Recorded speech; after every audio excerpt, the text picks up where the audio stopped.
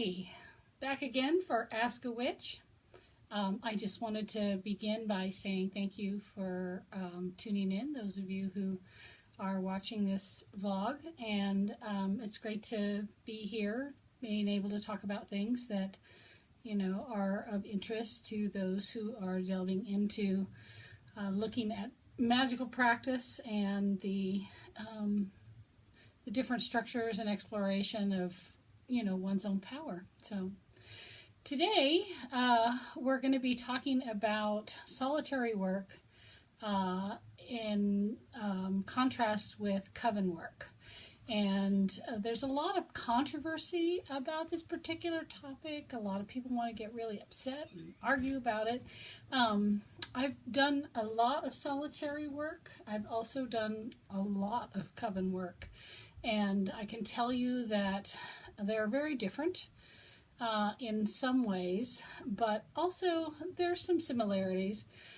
I think that I'll start first with solitary work, and because that's basically how I started on the path. I met a woman who introduced me to the practice of Wicca, and the first ritual I ever attended was a Samhain ritual, which is what we call Halloween in the West. And it was just a small, unassuming ritual. I think there were 3 of us or 4 of us. And, we did the honoring of those who had been burned, and we did the cutting of the apple and showing of the star and all of that stuff. And I had never been in a ritual like that before, nor had ever felt anything that was like what I felt in that ritual with her. And I was really attracted to it. I grew up a Catholic, and so I was very attracted to ceremony, though not terribly attracted to the sexism that goes with that tradition. And so I was really in love with what I had experienced. And so I had about 1,000 questions, which is usually the way it works when you first get exposed to something that really speaks to your spirit. And she said that, I should do some reading and learn about it. And so she recommended to me a book called The Solitary Practitioner by Scott Cunningham, And I sucked that down inside of a week. And then she recommended another book by him, which I actually still have. The first one I've loaned out so many times that I haven't gotten it back. But the other one was The Further Guide to the Solitary Practitioner, Living Wicca. And this one is a really good one, too. It kind of continues off of the original one that he wrote about practicing solitary. And then I asked her a lot of questions about initiation, and that was when the discussion of what the difference is between coven witchcraft and solitary witchcraft is. And so first off, there's a lot of prejudice against a solitary initiation. And I'm not really sure where it comes from. I guess the idea is that a person who has a lot of experience in the craft should be the person who does the initiating, that you really don't have the right or wherewithal to initiate yourself. And Scott Cunningham actually addressed this quite literally in his book on The Further Guide. And basically he said, one should not undertake an initiation as a solitary unless you have practiced for about a year. But he also said that, a high priestess or another person doesn't make you a witch. The goddess makes you a witch. And so you don't have to be initiated by another human being. You'll feel it if the initiation is right, And so I thought a lot about doing my own self-initiation, but I decided at that time to be initiated by another solitary, and that was the person who had introduced me to Wicca that first Samhain. Her name was Lisa, and she agreed to do it. And so she had a couple of books that she wanted me to read, and so I read those, and I had been practicing pretty much throughout all of that. And then during that time, I also ended up going to Mexico and living for 6 months, which was a real eye-opener because, even though the culture is very traditionally misogynistic, and also very patriarchal. There's a lot of reverence for Mary and Guadalupe and La Llorona and other figures of femininity, which are figures of strength. And they hark back, of course, to the ancient goddesses of the matrilineal traditions that existed there before the conquest. And so having that sort of eye-opening realization, you know, I have a picture somewhere from when I was down there.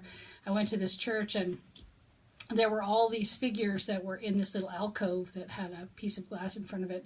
And apparently they opened it during ceremonies, and each one had money under their feet. And the Virgin was the one who had the most money. It wasn't Jesus or any of the apostles or any of those people. It was her who had all the money.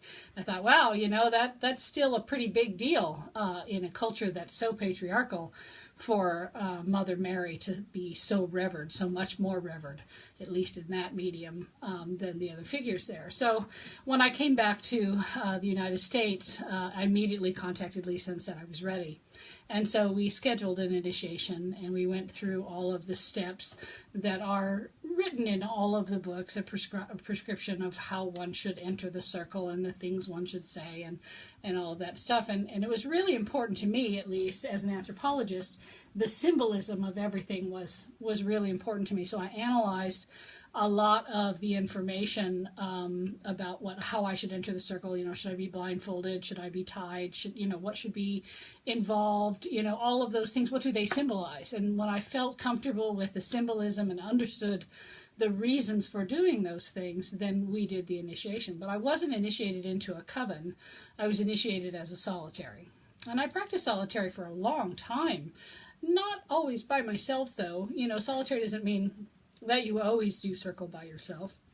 It means that your relationship with the goddess is singular. Your relationship between you and her is like you and a friend. There's not anybody else involved. There's no one else you have to answer to. There's no one else you have to work out relationships with. Your relationship is directly with the goddess, which is actually unlike a lot of other religions where you need to go through some kind of religious functionary to get, in touch with God.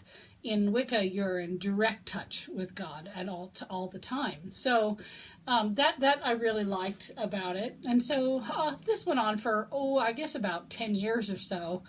And then there was an interest in forming a coven. Now, I read a lot of stuff, and actually some of the other people who were involved with thinking about starting a coven also read a book called Covencraft. And Covencraft talks about all the things you might not think about in relation to coven work. And there's a lot of good things about working in a coven, but there's also a lot of really tough things. I would say of all the drama that I've seen in Wiccan practice, a lot of it comes from coven groups. Not that solitaries don't instigate drama. They absolutely do. But there's a lot more. It's like a coven is like a whole bunch of people who are related to each other in a lot of ways. You know, the coven means covenant. It's from the word covenant, which means a promise or a marriage, a kind of relationship that is deep and lasting and spiritual and based on promises. And so it's a very intense relationship, and like any kind of intense relationship, there's a lot of stuff that sometimes comes forward. It has to be sorted out. It's like one of the things that I think of, reminds me of actually having been in a coven for about 8 years in the 30-year practice of Wicca.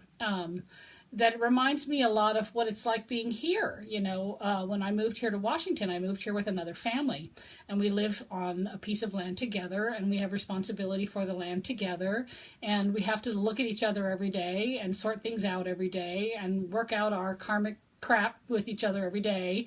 And there's really no room for anything that we just decide not to deal with or decide not to address. There's no room for that because it's like a marriage, and that's what a coven is like. And what's interesting about this is that the woman's family who joined with me, who we joined together our resources to buy this place, was at that time, and when I was in coven work, she was initiated as a maiden of our coven.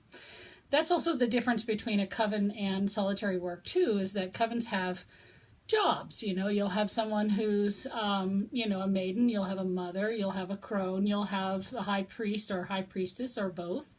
You'll have, people who do different kinds of jobs, a ward, people like that, and everyone has a job that they're, expected to do and be responsible for. Now, one of the things that I learned as a high priestess, which I hesitate to even use the word high, one of the things that I learned was that the priestess, the leading priestess, is basically means the one who cleans up the mess afterwards, and the one who deals with all the stuff that no one else wants to deal with.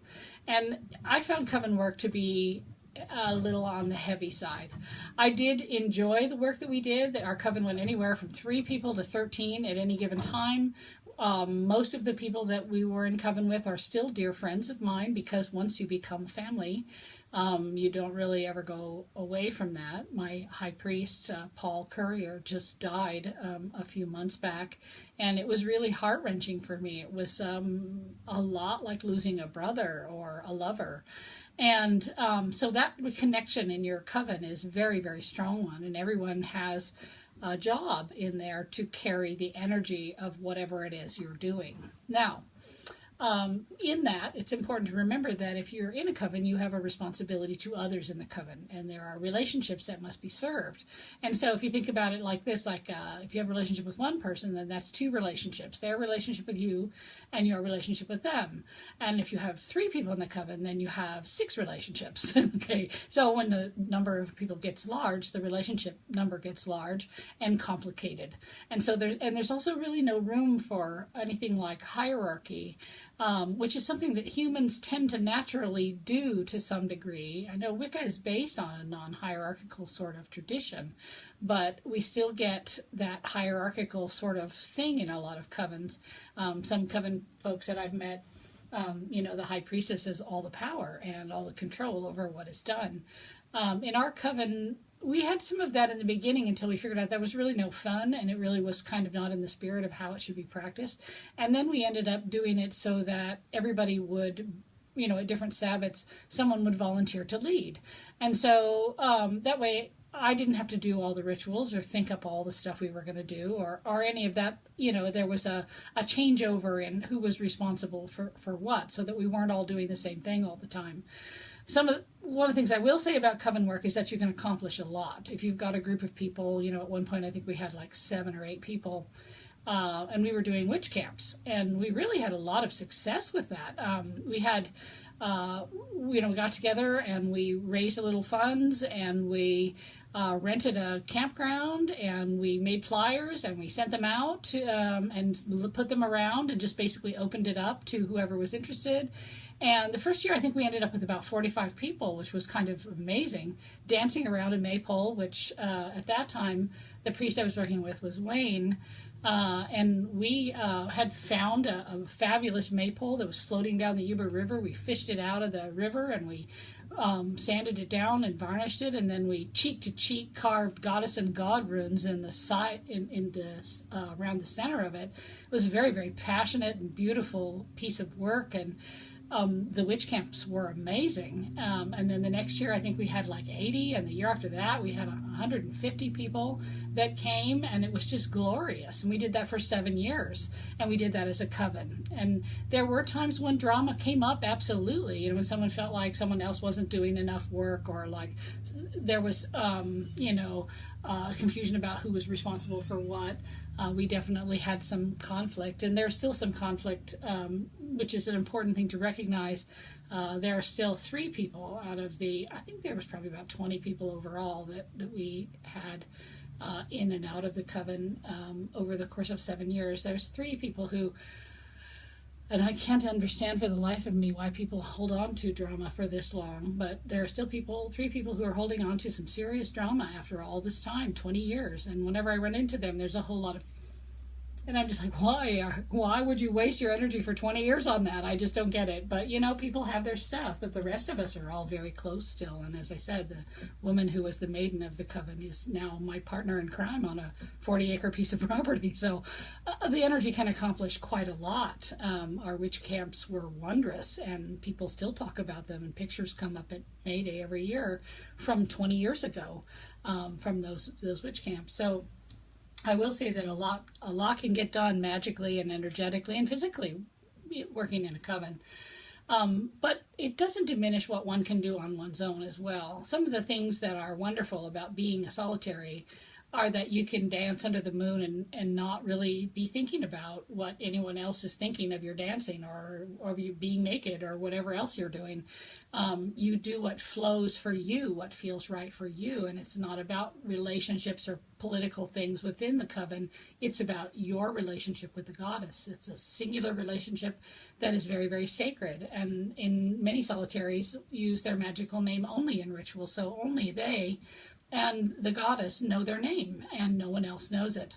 Now, initiation as a solitary is initiation to recognize one's own dedication to the work, whereas initiation into a coven often includes initiation not only into Wicca, but into that coven, and therefore promises associated with that coven. So, joining into the wrong coven or a coven that's a bad fit just to join into a coven is really a bad idea. I can't even stress that enough, how bad of an idea that is.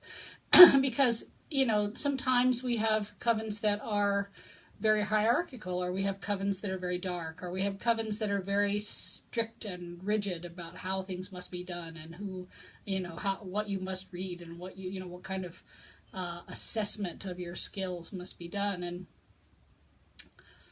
being a Taurus with an Aries ascendant, I don't really do well with people telling me what to do, especially in magic. So I found coven work to be a little stressful, whereas my relationship with the divine has never been in question. My relationship with the divine has always been a good one. I've always felt like I'm able to, address the lady or the Lord at any time for any reason, and never felt uncomfortable about it. I will say that in the beginning it was difficult for me to call in the elements. I found it hard to find words to say.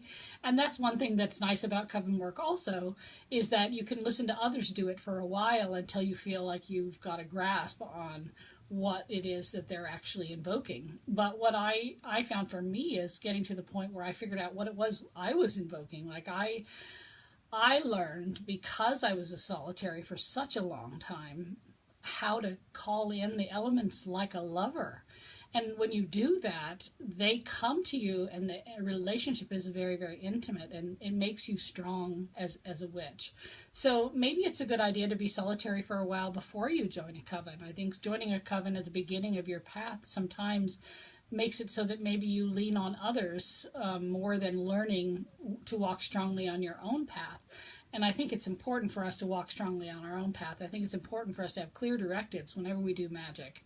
I also think it's important in terms of coven work. One of the things that I had a hard time with was the kind, sometimes some witches are really a lot about spell work, and they do spell work all the time, and they're always asking for things. Or they're always burning things up. Oh, I got to burn up these bad feelings. Oh, I got to burn up this old energy. Oh, I got to burn up.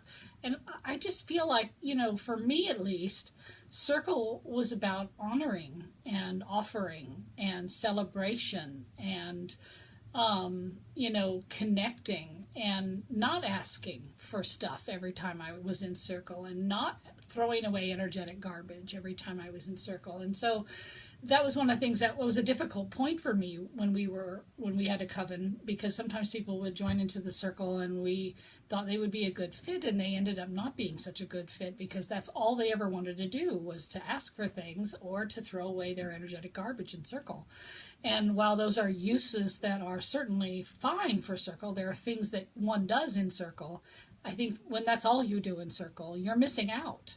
And so as a solitary, one of the things that I did a lot of was offerings, bringing beautiful stones, or giving away things to spirit, offering wine and things. I can tell you a lovely story about when I have traveled to Scotland. I have several opportunities to walk the circles there and do ritual in groves of trees. And I remember this one particular time was not very far into my practice, and I was starting to connect with the nature spirits, which most people call fairies.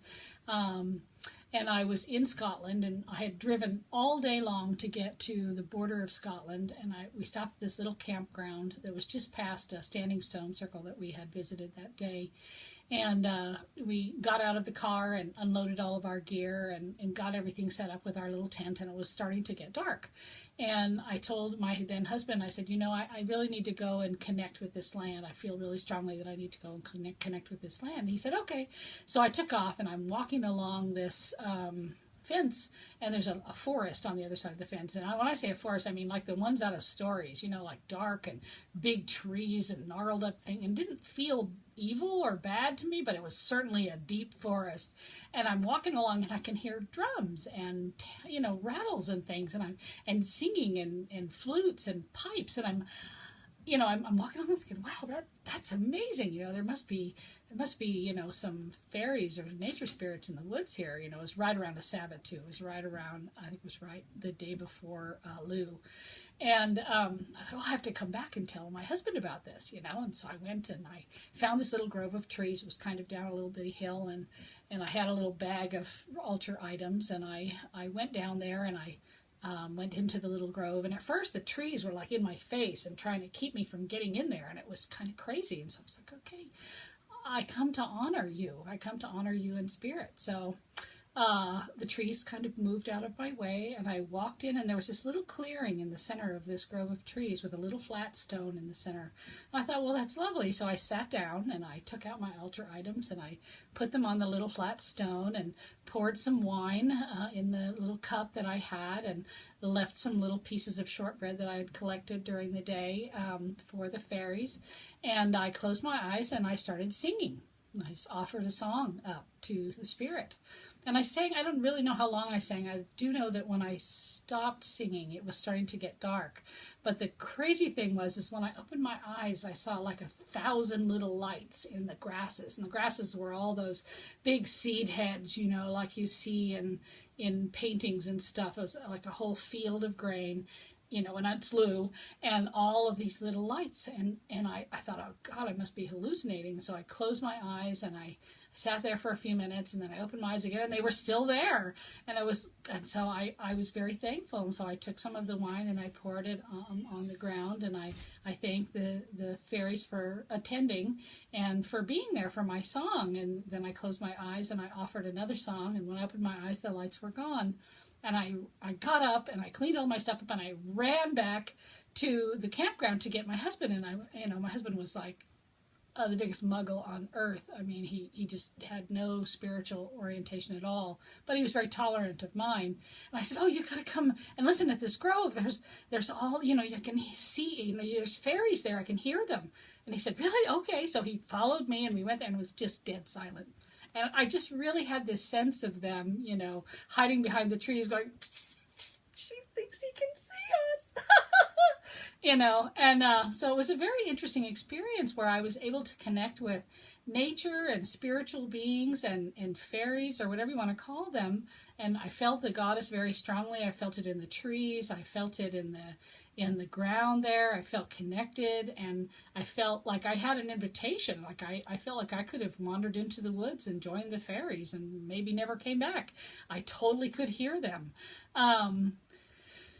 I think you maybe can get those kind of connections in coven practice, but my own experience is that when I've had those experiences, they're always when I'm alone, always when I'm practicing by myself. Now, someone had asked me, when did solitary become solitaire? And I looked it up a little bit and did some reading around and checking around, and I did notice that it's common, or at least it has been common, in Britain and other areas of the world, in the European areas of the world, where the word solitary is used, as well as solitaire. Solitaire is something that I heard when I was in Scotland, but I hadn't heard it here until recently. I think it's maybe a borrowing of terminology. I do know that when I first started practicing, and I was traveling to Scotland, because I started traveling to Scotland about 30 years ago, right at the beginning of my path, solitary was used when they were discussing various things. But also, most witches that I knew in Britain didn't really recognize solitary practice. They viewed the whole situation is only a witch can make another witch, and that if you really want to be a real witch, then you need to be initiated into a coven and work with a coven. And so it wasn't really a recognized thing. Things have, of course, changed, and we see solitary and coven practice both being recognized as valid practice in Europe. Although I will say that solitary practice is far more accepted here, even today, than it is in Europe. So I guess the difference between solitary work and coven work is that in solitary work, the only person you need to answer to, or the only being you need to answer to, is the goddess. Your relationship with her, the rituals that you do, the offerings that you make are for her, and for, her lady, the lady, and the Lord. Depending upon what you practice. If if your tradition is Dianic, then it just may be the lady. But if it's Gardnerian or Alexandrian, then of course we have the aspect of the god added in. I think the big key for solitaries, because you're not going to learn by proxy, you're not going to be in a circle where you can observe for a long time, is to do a lot of reading, and to have discussions with other people who are learning. There are a lot of solitaries out there, and one of the nice things about being a solitary is that you can do circle at Sabbats with anyone you want. And I actually prefer that, because I have met many bright souls over the years, and I enjoy meeting them, and I enjoy circling with them, and I enjoy not having the responsibility of having to be the one leading or figuring out what we're going to do every single time. I remember after coven practice finally ended for us, when we finally disbanded the coven and all of the coven properties were distributed amongst the members, I felt a sense of relief, because then I could do circle with other groups, and I could not have to be in charge, not have to be organizing, not have to be keeping track of the Book of Shadows. I could just celebrate. And that was something that after 7 years I was in desperate need of. I find that I personally connect more with the solitary path because of the freedoms it offers. I do think that coven work adds or teaches an element of discipline. And again, it also offers training for a practice that you might not get otherwise, because you can see rituals being enacted, you can see what people do about the elements, you can see what people do about making the circle, you can see what people do about each of the Sabbats, and learn the traditions by proxy, because you're present for those rituals. But for me, as a person who likes to research things, as a person who's got a very, I think, analytic mind in a lot of ways, I like to know what it all means. I like to understand what the history of it is. And so I have done over the years a lot of reading to learn what are the symbols of each Sabbat? What do they represent? How do they move the psyche? What is the purpose of each step of the ritual? Why, do we say this thing and that thing? And why do we hold the wand this way? And why do we go around the circle clockwise or counterclockwise? Why do we, call in the elements? Why do we do those things? And in the order that we do them in, that's important to me to understand that. And while I think you would learn that in a coven, I don't think there's as much time for analysis. You would get, at least in my experience, someone else's maybe analysis of it, but maybe not as much personal soul searching as to what it all means to you and what you're trying to do. Do I like to do ritual in groups? Absolutely. It's wonderful to get together with a group of women or a group of other humans, or even a group of life forms, any life forms. Often when I do circle, I have my kitties and puppies are, right in my lap. So, I do like to do ritual in groups. Do I like to be beholden to one group? I've decided I don't really like that. I don't really want to do that probably ever again. I would like to have the freedom to practice as I choose with those that I choose in the moment. I think that you're going to learn a lot by going to different circles and experiencing different kinds of approaches to ritual and to honoring nature. I think it's an opportunity for learning, and as a person who enjoys learning, that's kind of where I'm at with it. But it really depends on the kind of person that you are. I know some people really get a lot out of a coven because there's expected things, there are rules, there is protocol, there is a formula for magic that is accepted by all members, and there's a sharing of the Book of Shadows and the rules of the coven and whatever kind of work they do. Another thing to consider too with working in coven that you might not have considered is that if there is someone who ends up joining your coven who is unbalanced and you don't see it right away, they can also do a lot of damage and create a lot of problems. And because you are in a covenant, because you have made a promise to each other to share your energy and share your work, you may get splash damage from some of that, and it can get ugly. I've seen some pretty ugly things go down in coven practice. And so again, it's very important to not choose a coven. If you want to join a coven, if that's something you want to do, great. Be careful about what coven you join. Get to know the members. See if they'll allow you to come to a few open circles where you can see how they practice and how they interact with each other. If they offer a camp or something like that, do that. Get to know them first. And if you can get to know them each individually, that's a good idea too, before you, sign a contract, essentially, because that's what joining a coven is signing a ritual or a spiritual contract with a group of people.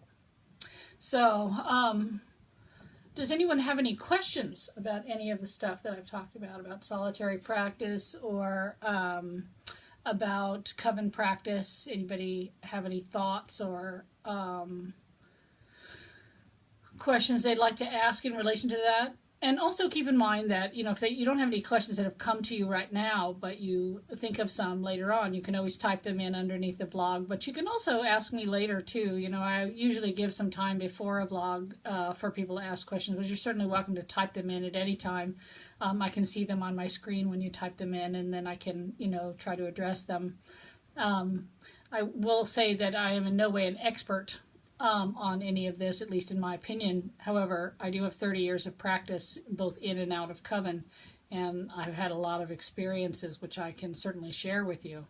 And in Wicca, everyone is a priestess or a priest. There's no parishioners. You're all responsible for the work you do and the magic that you do.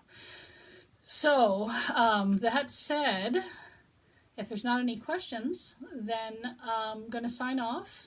And I will see you again next week for the next vlog. And then I also want to say that in June we have the summer solstice coming up. And so our vlog just before the summer solstice will be focused on the rituals of summer solstice and what the solstice means and how we celebrate it, what the history is and all that kind of stuff. So I will see you all again next week. Thank you so much for watching. And if you have any questions, just ask a witch. Okay, bye.